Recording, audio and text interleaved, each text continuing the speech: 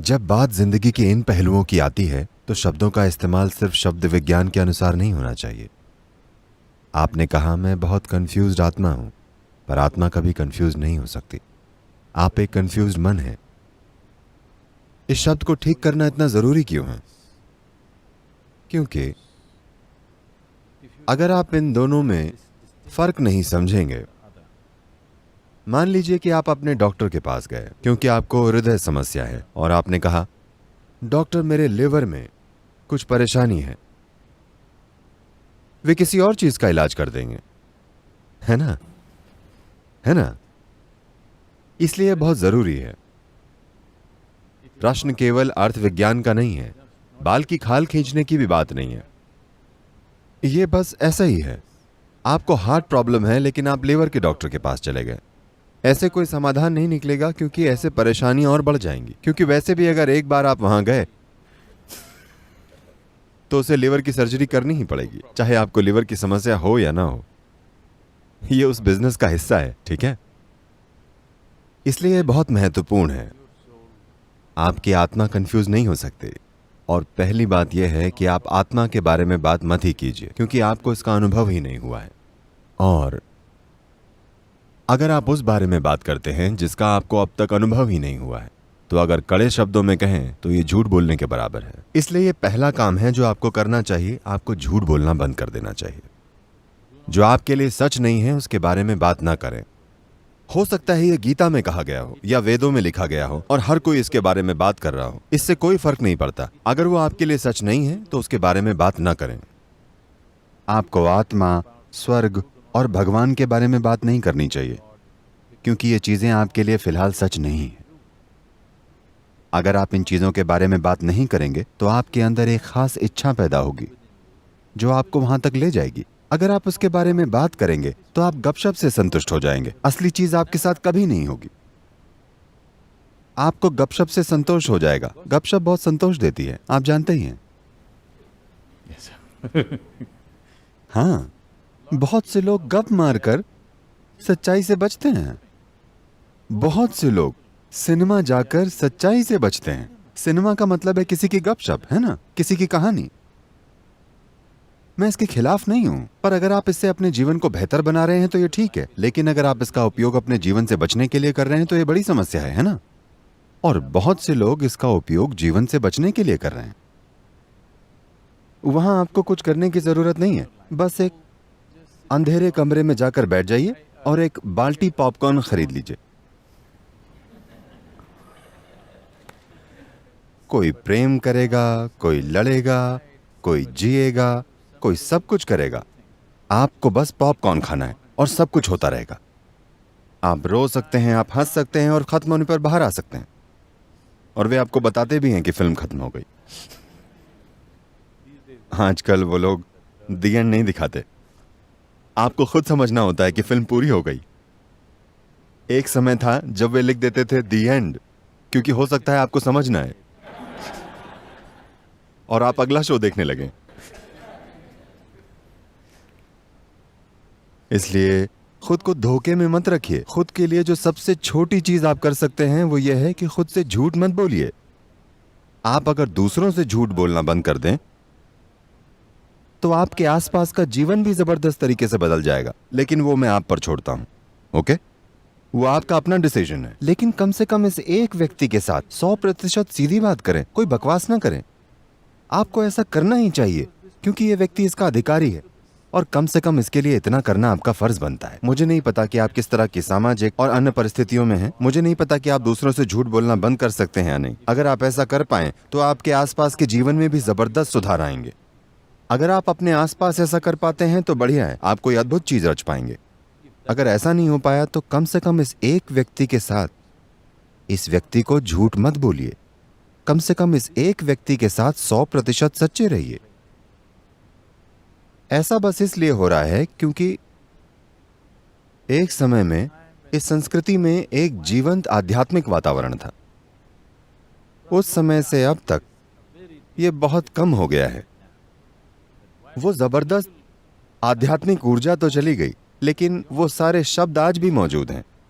आप जहां भी जाते हैं लोग अंतरात्मा, आत्मा, परमात्मा की बातें करते हैं। शब्द अब भी आम भाषा और सामान्य वातावरण में चल रहे हैं, पर वो आग बुझ गई है। एक तरह से ये एक सकारात्मक प्रभाव भी हो सकता था, लेकिन ये एक नकारात्मक प्रभाव भी है, क्योंकि आप सबसे ऊंची चीजों के बारे में सांसारिक तरीके से बात कर रहे हैं। गपशप की तरह बातें करने से सारी ऊंची चीजें गायब हो जाएंगी। चाय की दुकान में लोग गीता के बारे में बात करते हैं।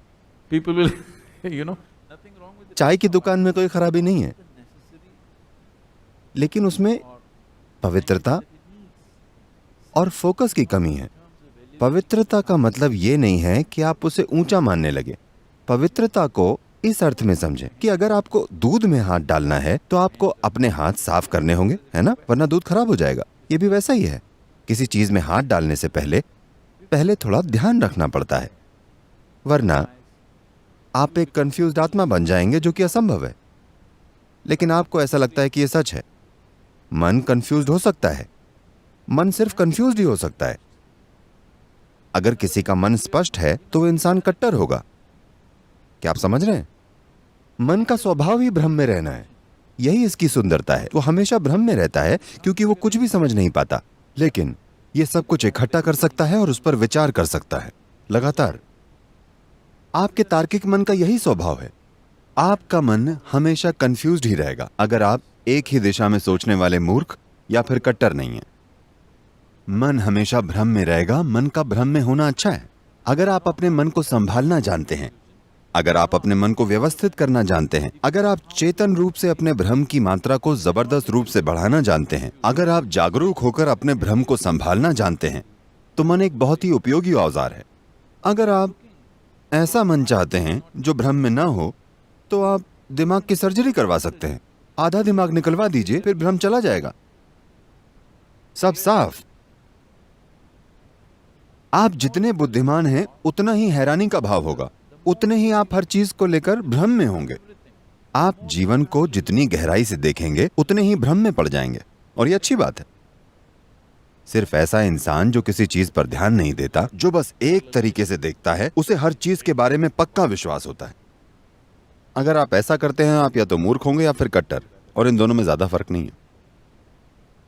इसलिए अभी आपका दिमाग कंफ्यूज है, क्योंकि यही दिमाग का नेचर है। आपको सीखना पड़ेगा कि आप किस तरह से कंफ्यूजन का फायदा उठा सकते हैं। अगर आपका दिमाग कंफ्यूज नहीं है तो इसका मतलब है कि ये लगातार ठीक से काम नहीं कर रहा है। ये एक ठहरा हुआ दिमाग है। आपका दिमाग एक कंक्रीट ब्लॉक बन गया है जो हर चीज के बारे में निश्चित है। नहीं तो लगातार आप ज्यादा से ज्यादा जानकारी ले रहे हैं तो ये हमेशा कंफ्यूज रहती है, क्योंकि ये हमेशा उससे अधिक सूचनाएं प्राप्त कर रहा है जितनी ये कर सकता है। बहुत सारी सूचनाएं, इतनी ज्यादा सूचना। अगर आप देखें, अगर आप इस कमरे की चीजों को थोड़ा ध्यान से देखेंगे तो आपको ऐसी चीजें दिखेंगी जिनके बारे में आपने कभी नहीं सोचा होगा। आप समझ रहे हैं? अगर आप बस किसी एक चीज को देखें तो ऐसा होने लगेगा। बात बस इतनी है कि लोग बस ऐसे देखते हैं और उन्हें कुछ नजर नहीं आता। अगर आप किसी चीज पर अच्छे से ध्यान दें तो आप देखेंगे कि एक सरल सी चींटी जीवन भर आपका ध्यान अपनी ओर खींच सकती है। उसमें इतना कुछ है। तो आसपास की हर चीज पर अगर आप भरपूर ध्यान दें तो आपको इतनी जानकारी मिलेगी कि किसी का भी मन उसे समझ नहीं सकता। जो मन ध्यान नहीं देता उसे ही लगता है कि उसे सब पता है। ध्यान देने वाला मन ब्रह्मांड की हर छोटी सी छोटी चीज के बारे में भ्रमित होता है, और ऐसा ही होना चाहिए। आपको भ्रम से दुखी नहीं होना चाहिए। आपको समझना चाहिए कि अगर आप हमेशा भ्रम में हैं तो आपकी बुद्धि काम कर रही है। हाँ, तो जब आप अपनी आत्मा और मन को अलग अलग कर लेते हैं वैसे आपके अनुभव में तो आत्मा का अस्तित्व ही नहीं है। आप देखेंगे कि मन को हर दम हर दिशा से बहुत सी चीजें मिल रही हैं, हर समय, जागते हुए और सोते हुए भी। हमारी 5 इंद्रियां हमेशा अनुभव करती रहती हैं। ज्यादातर लोग इस बारे में जागरूक नहीं होते, तो उनका जीवन ठहरा हुआ और बोरिंग बन जाता है। भ्रम होने का मतलब है कि संभावना बाकी है। अंतिम नतीजे का मतलब है मृत्यु। इसलिए अंतिम नतीजे पर पहुंचने की और भ्रम को दूर करने की कोशिश मत कीजिए। भ्रम अच्छा है, इस समय ऐसी चीजों की कल्पना मत कीजिए जो सत्य नहीं है।